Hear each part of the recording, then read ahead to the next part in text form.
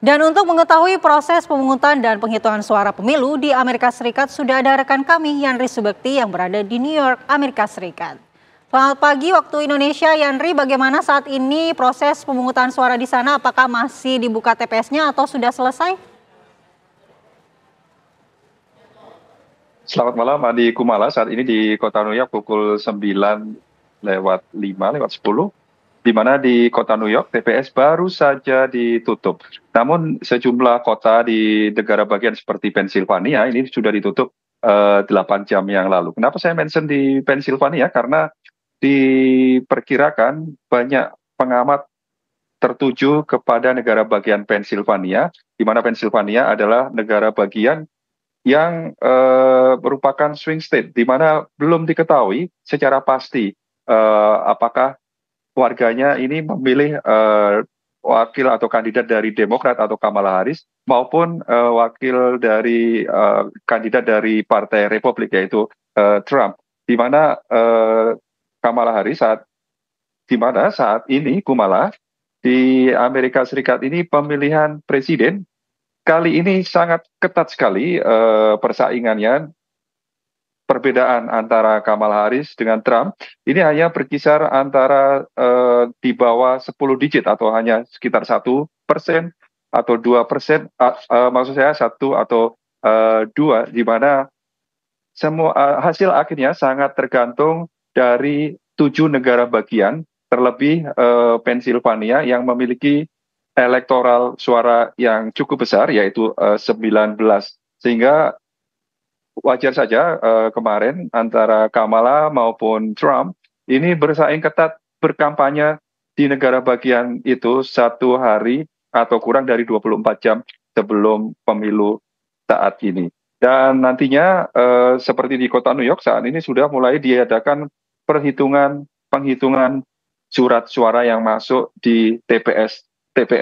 Demikian juga nantinya setelah itu mereka juga akan menghitung surat suara yang dikirim melalui pos dan juga surat-surat suara yang telah diberikan oleh warga di kota ini melalui pemungutan suara awal yang Yandri. telah dilakukan sekitar 9 hari yang lalu, sehingga nantinya diharapkan dalam waktu hitungan jam atau mungkin bahkan apabila ada terkendala bisa memakan waktu 1 atau 2 hari. Sementara itu untuk keamanan di Amerika Serikat aman terkendali meskipun tadi pihak FBI atau intelijen memberikan informasi ada ancaman bom di sejumlah TPS di beberapa negara bagian. Namun hingga saat ini tidak terbukti kebenarannya dan dikenarai ancaman bom tersebut ada kaitannya dengan berada di Rusia.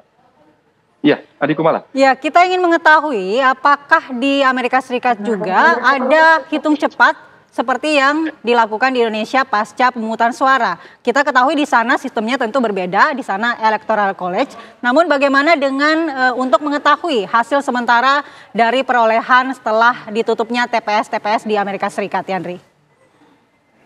Ya, benar sekali, Kamala. Di sini juga ada penghitungan ataupun polling yang diambil atau dihimpun oleh sejumlah organisasi atau badan-badan tertentu. Dan seperti yang tadi saya sampaikan, perolehan ataupun hasil dari kedua kandidat ini sangat ketat sekali. Bahkan beberapa pengamat mengatakan bahwa pertarungan Pilpres tahun ini sangat ketat sekali dan ditentukan hasilnya oleh negara-negara bagian swing state yang saat ini diantaranya adalah Pennsylvania, North Carolina, Georgia, kemudian juga Michigan, North Carolina, dan saat ini di 7 negara bagian ini memang sangat sulit diprediksi apakah warganya lebih condong atau memilih salah satu kandidat dari kedua partai tersebut.